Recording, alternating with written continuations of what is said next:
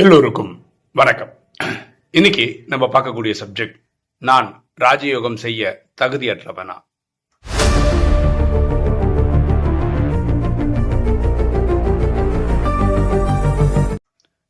ஒரு சகோதரி இப்படிதான் கேள்வி கேட்குறாங்க. அவங்க 5 வருஷமா ராஜயோகம் ப்ராக்டிஸ் பண்றாங்க. அவங்க திருமணம் ஆனவங்க. ராஜயோகத்தில் உங்களுக்கு தெரியும், செலிபசி, தூய்மை கடைபிடிக்கணும் அப்படின்னு. இவங்களால அதை கடைபிடிக்க முடியல. காரணம், கணவர் சிஸ்டம்ல இல்லை. இப்போ இவங்க என்ன பண்றாங்கன்னா, பரமாத்மாவை கனெக்ட் பண்றாங்க. இந்த தூய்மை கடைபிடிக்கிறதுக்காக சக்தியை கொடு, கணவருக்கு ஒரு புரிதல் கொடு அப்படிலாம் கனெக்ட் பண்றாங்க. ஆனா பெரிய உதவி கிடைச்ச மாதிரி தெரியல. அதனால இவங்களுக்கு விரக்தி வந்துச்சு. பரமாத்மாவே நம்மளை இதுக்கு நீங்க லாய்க்கு இல்லை, நீ வேண்டாம், அதனால தான் இந்த விஷயத்தில் எனக்கு சப்போர்ட்டே கிடைக்கலையோ, அதனால் நான் கண்டினியூ பண்ணுறதை நிறுத்திக்கணுமா அப்படிலாம் கேட்டு ஆதங்கத்தோட ஒரு வாய்ஸ் மெசேஜ் போட்டிருந்தாங்க. அவங்களுக்கு தான் இந்த வீடியோவில் பதில் சொல்ல ட்ரை பண்ணுறோம். பாருங்களேன், இந்த ராஜயோகத்தில் பரமாத்மா 5 விஷயத்த முக்கியமாக சொல்கிறார். விகாரங்கள், காமம், கோபம், அகங்காரம், பற்று, பேராசை, இந்த 5 நம்ம ஜெயிக்கணும் அப்படின்றார். சத்தியுகத்திலையும் திரேதாயுகத்திலையும் நம்ம தேவதையாக இருக்கும்போது, தெய்வீக குணமுள்ள மனிதர்களாக இருக்கும்போது மாயைன்னு ஒன்று இல்லை. அதாவது மனசில் கெட்ட தேவையில்லாத சிந்தனைகள் வரவே இல்லை. அதனால தான் அது சொர்க்கம்னு சொல்கிறோம். துவாபர கலியுக காலங்களில் தான், துவாபரத்தில் ஸ்டார்டிங்லேருந்து இந்த விகாரங்கள் ஸ்லோவாக நமக்குள்ளே வர ஆரம்பிச்சது. அதுக்குள்ளே ஈடுபட ஆரம்பிச்சிட்டோம். ஒரு காலத்தில் நம்ம ஆத்மான்றதே மறந்துட்டோம், உடல்னு புரிஞ்சுக்கிட்டோம். அப்புறம் இந்த 5 விகாரத்துக்குள்ளே ஈடுபட ஆரம்பிச்சிட்டோம். அதனால துக்கம் அனுபவித்தோம். அன்னையிலேருந்து பிறவியாக எடுத்து அந்த பிறவி கணக்கை உடலில் அனுபவித்து தீர்த்துட்டு வரோம். ஓகே, இப்போ இந்த இடத்துல நமக்கு பரமாத்மா கிட்ட ஒரு சக்தி கிடையாது. பேர் மன்மனா பவ. தன்னை ஆத்மாவை நான் உணர்ந்து ஆத்மா தந்தை அன்பா நினைவு செய்தால் நம்ம ஆத்மாவில் இருக்க பாவங்கள் எரிக்கப்படும். 63 ஜென்மமாக குப்பை சேர்த்து வச்சதெல்லாம் எரிச்சிடலாம். துவாபரத்தில் 21 பிரிவு எடுக்கிறோம், கலியில் 42 பிரிவு எடுக்கிறோம். இப்படி 63 பிரிவு எடுத்துடலாம். இதில் சில குடும்பங்கள் இப்படி தான் இருக்கு. நம்ம பார்த்த வரைக்கும் ஒரு 100 பேர் ராஜயோகின்னு வச்சுக்கோங்களேன். கிட்டத்தட்ட 95% ஃபேமிலி எப்படி இருக்குன்னா, ஒரு சகோதரர் தான் ராஜயோகம் ப்ராக்டிஸ் பண்ணுறாங்கன்னு வச்சுக்கோங்களேன். அவங்க மனைவிகள் சிஸ்டமில் இல்லை, தாய்மார்கள் சிஸ்டமில் இருக்காங்கன்னா அவங்க கணவர்மார்கள் இல்லை. இப்படி தான் 95% இருக்குது. அத்திபூத்த மாதிரி ஒரு 5% வீட்டில் தான் கணவனும் மனைவியும் சேர்ந்து ராஜயோகம் ப்ராக்டிஸ் பண்ணுறாங்க. ஓகே, அப்படின்னா என்ன சொல்ல வரேன்னா, நீங்கள் தனியாக இல்லை, நீங்கள் மட்டும் இந்த பிரச்சனையை ஃபேஸ் பண்ணல, உங்களை மாதிரி நிறைய சகோதரிகள் இதை ஃபேஸ் பண்ணுறாங்க. அதே மாதிரி நிறைய சகோதரர்களும் இதை ஃபேஸ் பண்ணுறாங்க. ஓகேவா? ஸோ நம்ம தனியாளாக உட்காந்து கஷ்டப்பட்டு இருக்கோன்றதை ஃபஸ்ட்டு மறந்துடுங்க. அப்படி கிடையாது. நிறைய பேர் இதை ஜெயிக்க தான் ட்ரை பண்ணுறான். ஓகே, எப்படி இதில் சமாதானப்படணும், இல்லை எப்படி பண்ணணும் அப்படின்னா, நீங்கள் பரமாத்மா சொல்லிட்டீங்கல்ல. பாருங்களேன், இதில் பாக்கி இருக்க 4 இருக்குல்ல, காமம், கோபம், அகங்காரம், பற்று, பேராசை இல்லையா? கோபம், பற்று, பேராசையில் அது இருக்கு, அந்த 4 இருக்கு இல்லையா? அந்த 4க்கு உங்கள் கணவரோட உதவியெல்லாம் தேவையில்லை. அப்படின்னா நீங்கள் கோவப்படாமல் இருக்கிறதுக்கு நீங்கள் முடிவு பண்ணால் போதும். அகங்காரம் வராமல் இருக்கிறது நீங்கள் முடிவு பண்ணால் போதும். பற்று வராமல் இருக்கிறதுக்கு, பேராசை வராமல் இருக்கிறது நீங்கள் ஒருத்தர் முடிவு பண்ணால் போதும். இந்த 4 நம்ம ஜெயிச்சிட்டோமா? கோபம் வராமல் இருக்கா, அகங்காரம் வராமல் இருக்கா, பேராசை வராமல் இருக்கா, பற்று வராமல் இருக்கா, அதெல்லாம் பார்த்தீங்களா? அது எவ்வளோ ஜெயிச்சோம். இது நம்ம ரொம்ப வருத்தப்பட்டுலாம் உட்காரல. ஆனால் இந்த செலிபஸின்னு வரும்போது மட்டும் நம்ம என்ன பண்ணுறோம், ரொம்ப வருத்தப்படுறோம். அது நீங்கள் மட்டும் பொறுப்பு கிடையாது, உங்கள் பார்ட்னரும் பொறுப்பு. பார்ட்னரோட சகயோகம் கிடைக்கல அப்படின்னு சொல்லி ஃபீல் பண்ணுறீங்க. ஓகேவா?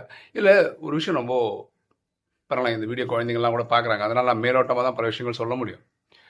அதாவது இதுலேயும் ஒரு கணக்கு வழக்கு இருக்குங்க. இப்போ பாரு, எக்ஸாம்பிள் அந்த கொடுக்கல் வாங்கல் இருக்குல்ல. இப்போது ஏதோ ஒரு பிரிவில் நீங்கள் ஒருத்தர்கிட்ட 5000 ரூபா வாங்கினீங்க, சொன்ன டேட்டில் திருப்பி தரல, வாய்தான் கொண்டு போயிட்டீங்கன்னு வச்சுக்கலாம். அடுத்த ஒரு பிரிவில் உங்களுக்கு கிடைக்க வேண்டிய பைசா வாய்தான் அவர் கதை சொல்லிட்டு கடைசியாக கொடுக்கும்போது கொடுப்பான். அப்போ எத்தனை வாட்டி நீங்கள் அங்கே ஏமாத்துனீங்களோ, எத்தனை வாய்தா கேட்டீங்களோ, அதே மாதிரி இங்கே அனுபவிக்கிற மாதிரி ஒரு சம்பவம் நடந்துடும் வாழ்க்கையில். அதே மாதிரி தான் கணவன் மனைவிக்குள்ளேயும்.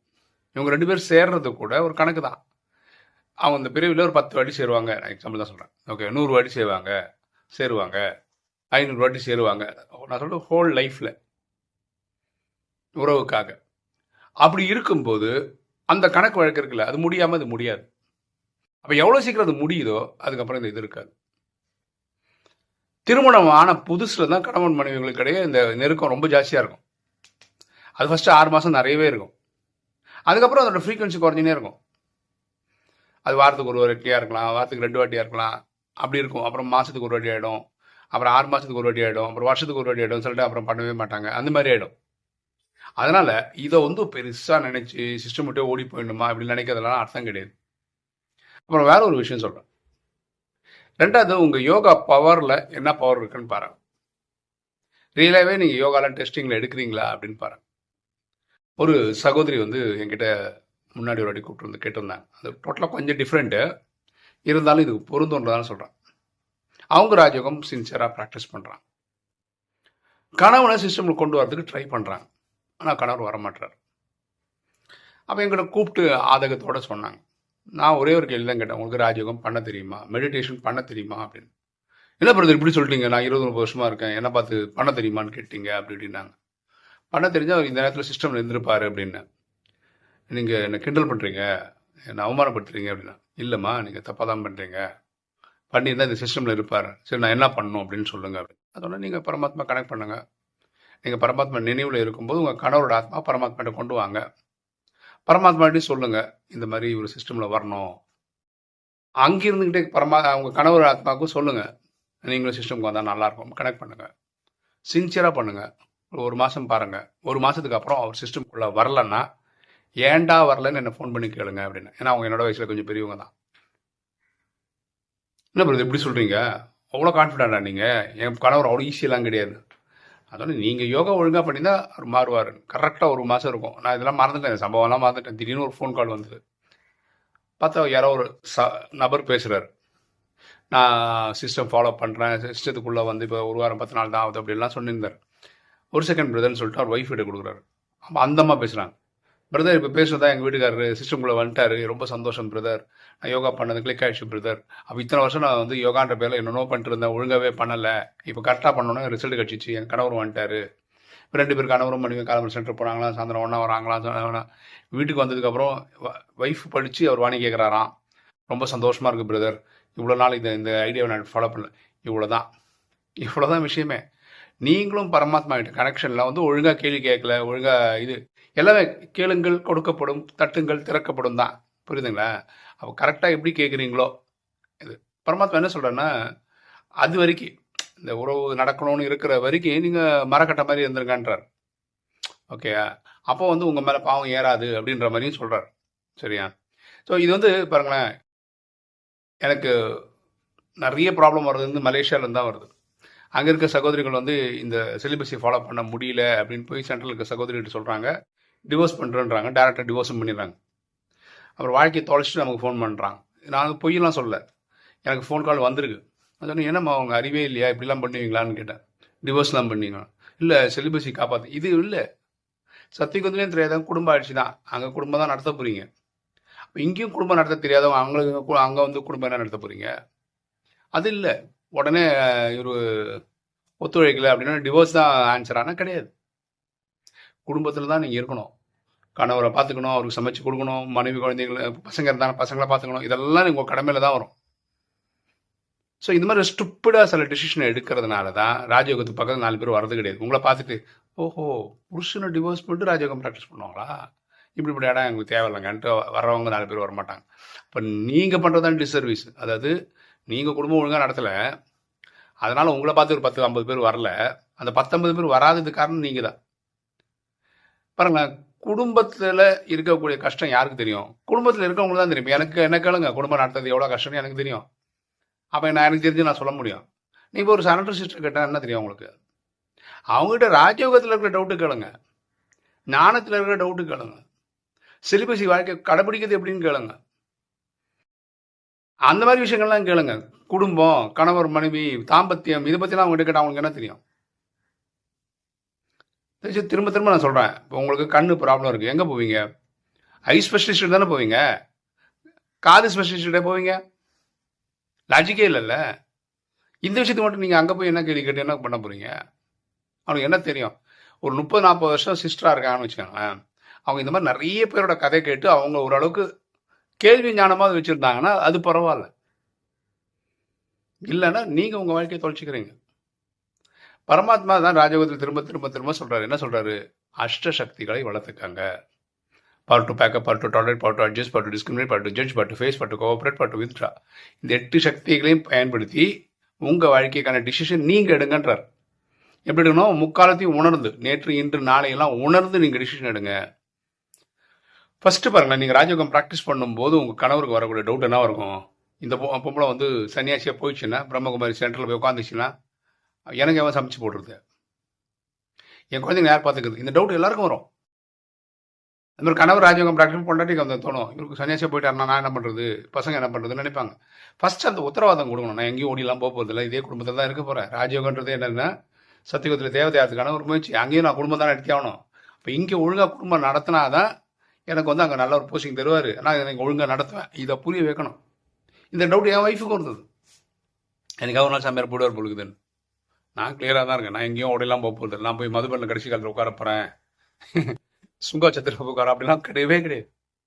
எனக்கு அந்த 0.001% கூட அந்த சிந்தனை வராது. எனக்கு இன்ட்ரெஸ்ட்டும் கிடையாது. வீட்டில் இருந்துக்கிட்டு பரமாத்மா நினைவு பண்ணோம். இதுக்கு அவர் ஏதாவது தந்தால் தரலனாலும் பரவாயில்ல. நான் சத்தியகுந்திர எதுவும் ஒர்க் அவுட் பண்ணலை. நான் கிளியராக இருக்கேன். சரியா? ஸோ நீங்கள் ஏதாவது ஒரு விகாரத்தோட போராடிட்டு இருக்கீங்கன்னு வச்சுக்கோங்களேன், உடனே நான் வந்து தோல்வி அடைஞ்சிட்டேன், நான் வந்து எதுக்கும் லாய்க்கு இல்லை, எனக்கு எந்த தகுதியும் கிடையாது, அதனால் நான் சிஸ்டம் விட்டு போயிடணுமா, இந்த மாதிரி சிந்தனைகள்லாம் வந்து மாயை பண்ணக்கூடிய லீலைகள். மாயைக்கு அதுக்கு ஒரு கஸ்டமர் தேவை. அப்போ என்ன பண்ணணும்? நீங்கள் ராஜயோகம் ப்ராக்டிஸ் பண்ணக்கூடாது. ஸோ மாயை அதை முயற்சி தான் பண்ணுது, உங்களை அங்கேருந்து ஈத்து வந்துடுறதுக்கு ட்ரை பண்ணுது. நீங்கள் தான் இதெல்லாம் மீறி இந்த சிஸ்டமில் இருக்கிறத பற்றி யோசிக்கணும். சரியா? ஸோ நாளடைவில் எல்லாமே சரியாயிடும். யோகா பண்ணிட்டே இருங்க, மாறும். அதுக்கு நல்ல எக்ஸாம்பிள் நம்மளாம் தான். இப்போ கோவத்துலலாம் முன்னாடிலாம் அடிச்சிருவோம். இப்போ கோவம் வர்ற இடத்துல வருது, அடிக்காமல் ரைட் ட்ராமான்னு நகர்ந்து போகிறோம்ல, இதுவே ஒரு மாற்றம் தானே நமக்குள்ள. அந்த மாதிரி ஒரு விகாரத்துக்குள்ளேயும் ஒரு மாற்றம் நமக்குள்ளே இருக்கும். நம்ம கரெக்டாக யோசித்து பார்த்தா நமக்கு அதுக்கு ஒரு விளக்கம் கிடைக்கும். ஓகே, ஒரு தகவல். ஒரு தம்பி முன்னாடியே சொன்னார், நான் மறந்துட்டேன், இருந்தாலும் இப்போ சொன்னால் கூட லேட்டு கிடையாதுன்னு நினைக்கிறேன். அதாவது பிரம்மகுமாரிஸ்க்கு வந்து அகமதாபாத்தில் ஒரு ஓல்டேஜ் ஹோம் இருக்குது. சரியா? அது வந்து அவங்க விரிவாக்கம் பண்ணுறாங்க பெரிய லெவலில். ஸோ அக்டோபர் மாதத்தில் தான் அவங்க திறப்பு விழா பண்ணுறாங்க புதுசாக. அதுக்கு வந்து நிறைய வாலண்டியர்ஸ் அவங்களுக்கு தேவைப்படுது. யாராவது இந்த வீடியோ பார்க்குற நீங்கள் வந்து கொஞ்ச நாள் நானும் போய் சேவை பண்ணிட்டு வரேன் அப்படின்னா நீங்கள் போகலாம். அதாவது அங்கே சம்பளம்லாம் தர மாட்டாங்க. நீங்கள் அங்கே போனீங்கன்னா 3 வேளை சாப்பாடு தருவாங்க, தங்க வைப்பாங்க, சேவையை நீங்கள் பண்ணிட்டு வரலாம். உங்களுக்கு போயிட்டு வர போக்குவரத்து செலவான டிக்கெட்டுனா அவங்க போட்டு தருவாங்க. அதுவும் ஃபஸ்ட்டு நீங்கள் பேசணும். அது உங்கள் சென்ட்ரல் சிஸ்டரு போகலாம் வரலாம் அப்படின்னு ஒரு பர்மிஷன் தரணும். இதெல்லாம் இருக்கும்.